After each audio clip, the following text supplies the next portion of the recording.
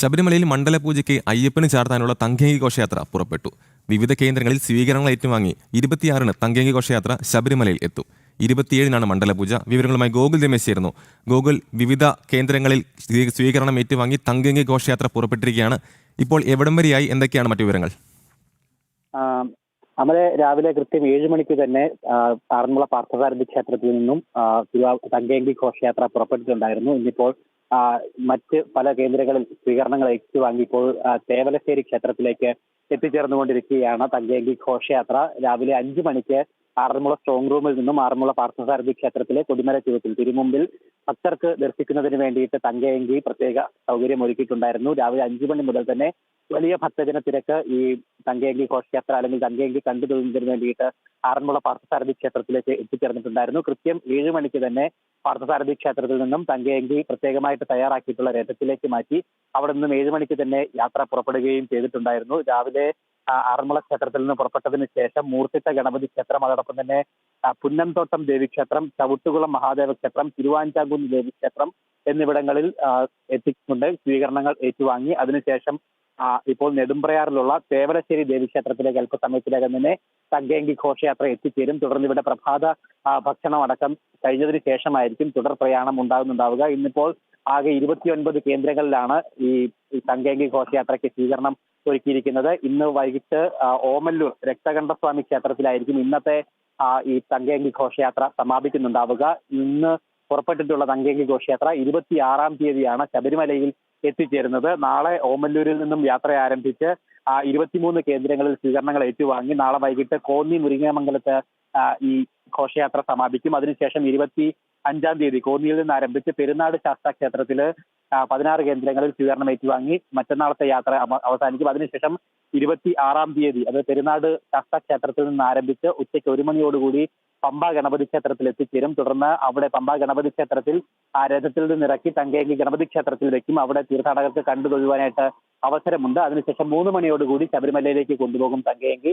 തുടർന്ന് കരംകുത്തിയിൽ ആചാരപരമായിട്ടുള്ള സ്വീകരണം നൽകി ദേവസ്വം ബോർഡ് ഈ തങ്കേങ്കി സ്വീകരിക്കും. തുടർന്ന് സന്നിധാനത്തേക്ക് വാദ്യമേളങ്ങളുടെ അകമ്പടിയോടുകൂടി കൊണ്ടുപോയി സന്നിധാനത്ത് അന്ന് വൈകിട്ട് 6 മണിയോടുകൂടി സന്നിധാനത്ത് തങ്കേങ്കി എത്തിച്ചേരും. തുടർന്ന് അന്ന് വൈകിട്ടത്തെ ദീപാരാധന അയ്യപ്പന് തങ്കേങ്കി ചാർത്തിക്കൊണ്ടാണ്. ഈ ദീപാരാധന അടക്കം കണ്ടു തൊഴുവാനായിട്ട് എല്ലാ വർഷവും വലിയ ഭക്തജന സഞ്ചയം ശബരിമലയിൽ എത്താറുള്ളതാണ്. തുടർന്ന് അതിനടുത്ത ദിവസം 27-ാം തീയതിയാണ് മണ്ഡലപൂജ ശബരിമലയിൽ നടക്കുന്നത്.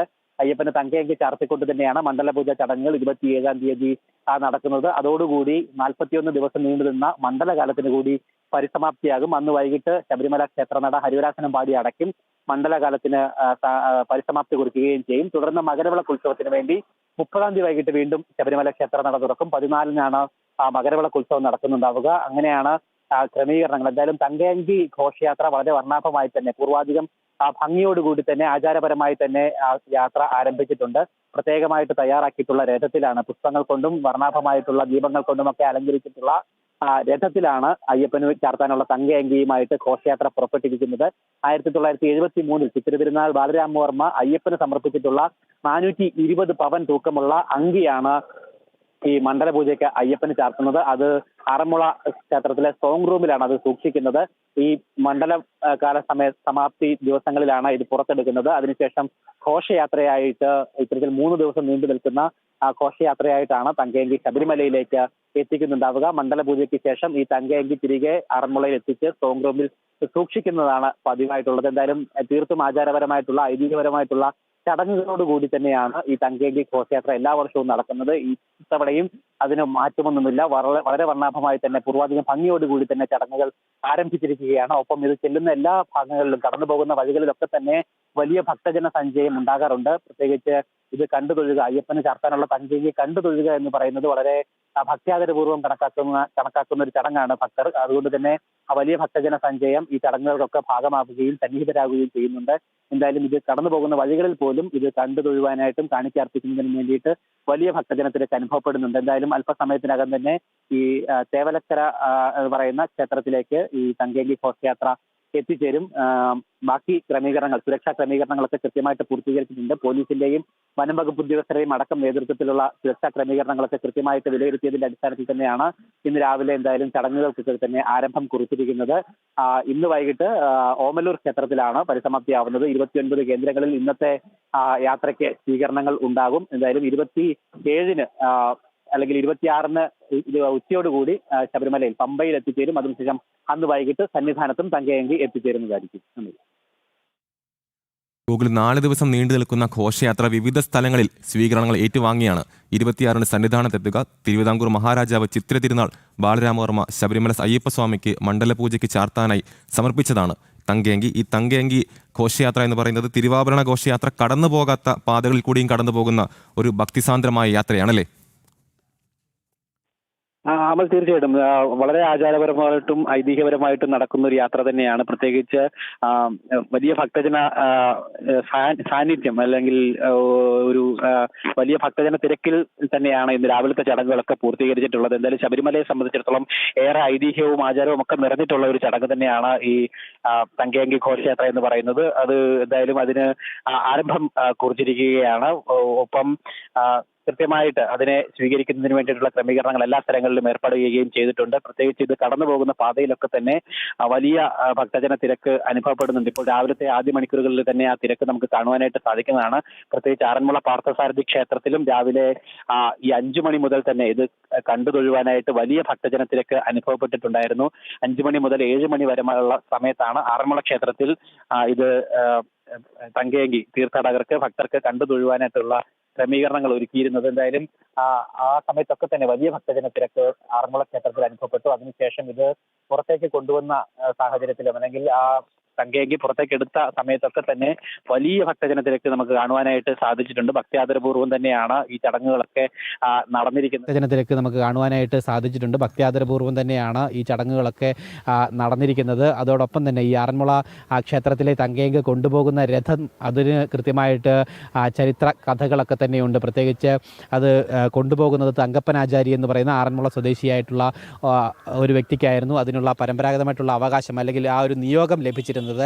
ഇപ്പോൾ അദ്ദേഹത്തിൻ്റെ മകൻ അജി തങ്കപ്പനാണ്. അദ്ദേഹത്തിൻ്റെ മരണത്തിന് ശേഷം അജി തങ്കപ്പനായ അദ്ദേഹത്തിൻ്റെ മകനാണ് ഇപ്പോൾ ആ രഥത്തിന് തേരാളിയായിട്ട് വരുന്നത്. അങ്ങനെ അതിൽ കൊണ്ടുപോകുന്ന രഥത്തിന് പോലും അതിൻ്റേതായിട്ടുള്ള ഐതിഹ്യവും ചരിത്രവും ആ രീതിയിലുള്ള പശ്ചാത്തലങ്ങളൊക്കെ തന്നെ ഉണ്ട്. അങ്ങനെ ശബരിമലയുമായി ബന്ധപ്പെട്ട് വിവിധ ആചാരങ്ങളുടെ ഒരു ഭാഗം തന്നെയാണ് അല്ലെങ്കിൽ ആചാരങ്ങളുടെ ഒരു വൈവിധ്യതയാണ് ശബരിമല എന്ന് പറയുന്നത്. അതിലൊരു ഏറ്റവും പ്രധാനപ്പെട്ട ഒരു ചടങ്ങ് തന്നെയാണ് ഈ തങ്കയങ്കി ഘോഷയാത്ര എന്ന് പറയുന്നത്. എന്തായാലും അതിനിപ്പോൾ വർണ്ണാഭമായിട്ടുള്ള തുടക്കം ആയിരിക്കുകയാണ്. അല്പസമയത്തിനകം തന്നെ എന്തായാലും രാവിലത്തെ തേവല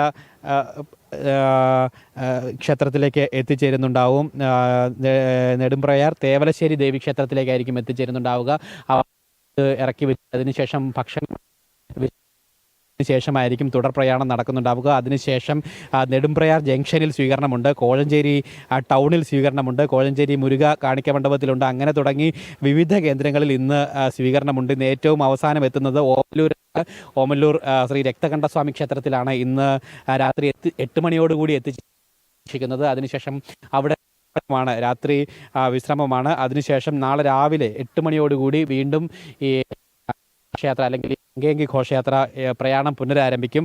ഓമല്ലൂർ ക്ഷേത്രത്തിൽ നിന്നും രാവിലെ 8 മണിക്ക് ആരംഭിക്കുന്ന യാത്ര തുടർന്ന് കൊടുന്തറ സുബ്രഹ്മണ്യ സ്വാമി ക്ഷേത്രം, അഴൂർ ജംഗ്ഷൻ, ഊരമ്മൻ കോവിൽ തുടങ്ങിയിട്ടുള്ള 23ഓളം കേന്ദ്രങ്ങളിൽ നാളെ പ്രയാണം നടത്തി കോന്നിയിലായിരിക്കും രാത്രിയിൽ സമാപനമുണ്ടാവുക. കോന്നി മുരിങ്ങമംഗലം ക്ഷേത്രത്തിൽ രാത്രി 8:30 നാളെ എത്തിച്ചേരും. അതിനുശേഷം 25-ന് കോന്നി മുരിങ്ങമംഗലം ക്ഷേത്രത്തിൽ നിന്നും ചിറ്റൂർ മഹാദേവ ക്ഷേത്രം, അട്ടച്ചാക്കൽ, വെട്ടൂർ ക്ഷേത്രം തുടങ്ങി പെരുന്നാട് ശാസ്താ ക്ഷേത്രത്തിലാണ് രാത്രി സമാപിക്കുന്നുണ്ടാവുക. അതിനുശേഷം പെരുന്നാട്ടിൽ നിന്നാണ് അവസാന ദിവസത്തെ യാത്ര ആരംഭിച്ച് പെരുന്നാട്, ലാഹസത്രം, ഒപ്പം പ്ലാപ്പള്ളി, നിലയ്ക്കൽ ക്ഷേത്രം, ചാലക്കയം എന്നിവിടങ്ങളിൽ പ്രയാണം നടത്തിയതിന് ശേഷം ഉച്ചയ്ക്ക് കൃത്യം 1 മണിക്ക് പമ്പ ഗണപതി ക്ഷേത്രത്തിൽ എത്തിച്ചേരുമെന്നാണ് നമുക്ക് മനസ്സിലാക്കുവാനായിട്ട് സാധിക്കുന്നത്. അതിനുശേഷമായിരിക്കും ആചാരപരമായിട്ട് പമ്പ ഗണപതി ക്ഷേത്രത്തിൽ പൂജകളടക്കം പൂർത്തിയാക്കിയതിന് ശേഷം തലച്ചുമടായിട്ട്, അതായത് പമ്പ വരെ ഇത് ഈ പ്രത്യേകം തയ്യാറാക്കിയിട്ടുള്ള രഥത്തിലാണ് ഈ തങ്കയങ്കി കൊണ്ടുപോകുന്നത്. അതിനുശേഷം പമ്പയിൽ നിന്നും തലച്ചുമടായിട്ടാണ് പരമ്പരാഗത കാനനപാത വഴി സന്നിധാനത്തേക്ക് ഈ തങ്കയങ്കി എത്തിക്കുന്നുള്ളത്. ശരംകുത്തിയിൽ വെച്ചുകൊണ്ട് ദേവസ്വം ബോർഡ് അധികൃതർ ഔദ്യോഗികമായിട്ട് ഇത് സ്വീകരിക്കും, അവിടെ വെച്ച് സ്വീകരണം നൽകും. അതിനുശേഷം വാദ്യമേളങ്ങളുടെ അകമ്പടിയോട് കൂടിയിട്ടാണ് ശരംകുത്തിയിൽ നിന്നും സന്നിധാനത്തേക്ക് ഈ തങ്കയങ്കി കൊണ്ടുപോകുന്നുണ്ടാവുക. പ്രത്യേകമായി തയ്യാറാക്കിയിട്ടുള്ള ഒരു പേടകത്തിനുള്ളിലാണ് ഇത് തങ്കയങ്കി വെച്ചുകൊണ്ട് അതാണ് സന്നിധാനത്തേക്ക് കൊണ്ടുപോകുന്നത്. സന്നിധാനത്ത് 18 പടി ചവിട്ടി മുകളിലെത്തിയതിനു ശേഷം കൊടിമര ചുവട്ടിൽ തന്ത്രിയും മേൽശാന്തിയും ചേർന്നുകൊണ്ട് ഒപ്പം ദേവസ്വം ബോർഡിൻ്റെ അധികൃതരും ചേർന്നുകൊണ്ട് ആചാരപരമായിട്ട് ഈ തങ്കയങ്കിയെ സ്വീകരിച്ചുകൊണ്ട് സോപാനപ്പടിയിലൂടെ നേരെ ശ്രീകോവിലിന് സമീപത്തേക്ക് കൊണ്ടുപോകും. തുടർന്ന് തന്ത്രിയും മേൽശാന്തിയും കൂടി അത് ശ്രീകോവിലിനുള്ളിലേക്ക് കൊണ്ടുപോയി ആ സമയത്ത് അയ്യപ്പന് ഈ തങ്കയങ്കി ചാർത്തും. അതിനുശേഷം ആ നട അടയ്ക്കുകയാണ്. നട അടച്ചതിന് ശേഷം ദീപാരാധന ആരംഭിക്കും. തുടർന്ന് നട തുറക്കുമ്പോൾ ഈ തങ്കയങ്കി ചാർത്തിക്കൊണ്ടുള്ള അയ്യപ്പനായിരിക്കും ഭക്തർക്ക് ദർശനം നൽകുന്നുണ്ടാവുക. തുടർന്ന് അന്ന് രാത്രിയിലത്തെ പ്രധാന പൂജകളൊക്കെ തന്നെ തങ്കയങ്കി ചാർത്തിക്കൊണ്ടുള്ള അയ്യപ്പനായിരിക്കും ആ പൂജകളൊക്കെ നേരുന്നുണ്ടാവുക. അതിനുശേഷം പിറ്റേ ദിവസം രാവിലെയാണ് മണ്ഡല പൂജ ചടങ്ങുകൾ നടക്കുന്നത്. രാവിലെ 11 മണിയോടുകൂടി ഈ തങ്കയങ്കി ചാർത്തിയിട്ടുള്ള അയ്യപ്പ വിഗ്രഹത്തിൽ കളഭാഭിഷേകവും കലശാഭിഷേകവും നടത്തിക്കൊണ്ടാണ് മണ്ഡലപൂജ ചടങ്ങുകൾ പൂർത്തിയാകുന്നത്. ഈ ചടങ്ങുകൾ കണ്ടു തൊഴുക എന്ന് പറയുന്നത് അയ്യപ്പ ഭക്തരെ സംബന്ധിച്ചിടത്തോളം ഏറെ നിർവൃതി നൽകുന്ന ഒരു കാര്യം തന്നെയാണ്. അതുകൊണ്ട് തന്നെ വർഷാവർഷം ഈ ചടങ്ങുകൾ കണ്ടു തൊഴുന്നതിന് വേണ്ടിയിട്ട് 10,000-കണക്കിന് തീർത്ഥാടകർ ഈ ദിവസങ്ങളിൽ മണ്ഡലപൂജ ദിവസങ്ങളിൽ സന്നിധാനത്തേക്ക് എത്തിച്ചേരാറുണ്ട്. എന്തായാലും ഈ വർഷവും സമാനമായിട്ടുള്ള സാഹചര്യം തന്നെയായിരിക്കും ഉണ്ടാവുക. 27-ാം തീയതി ഉച്ചയോടുകൂടി ഈ ചടങ്ങുകളൊക്കെ പൂർത്തിയായിരിക്കും. അതിനുശേഷം അന്ന് വൈകിട്ട് ഹരിവരാസനം പാടി നട അടയ്ക്കുകയാണ്. അതിനുശേഷം ഈ തങ്കയങ്കി തിരികെ ആറന്മുളയിലേക്ക് തന്നെ എത്തിക്കും. അതിനുശേഷം ആറന്മുള ക്ഷേത്രത്തിലുള്ള സ്ട്രോങ് റൂമിൽ, ദേവസ്വം ബോർഡിൻ്റെ സ്ട്രോങ് റൂമിൽ ഈ തങ്കയങ്കി തുടർന്ന് സൂക്ഷിക്കുകയും ചെയ്യും. ഒപ്പം അന്ന് വൈകിട്ട് നട അടച്ചതിന് ശേഷം ശബരിമലയിൽ മണ്ഡലപൂജയ്ക്ക് അയ്യപ്പന് ചാർത്താനുള്ള തങ്കയങ്കി ഘോഷയാത്ര പുറപ്പെട്ടു. വിവിധ കേന്ദ്രങ്ങളിൽ സ്വീകരണം ഏറ്റുവാങ്ങി 26-നാണ് തങ്കയങ്കി ഘോഷയാത്ര ശബരിമലയിൽ എത്തുക. 27-നാണ് മണ്ഡലപൂജ. വിവരങ്ങൾ നൽകുകയായിരുന്നു ഗോകുൽ രമേശ്.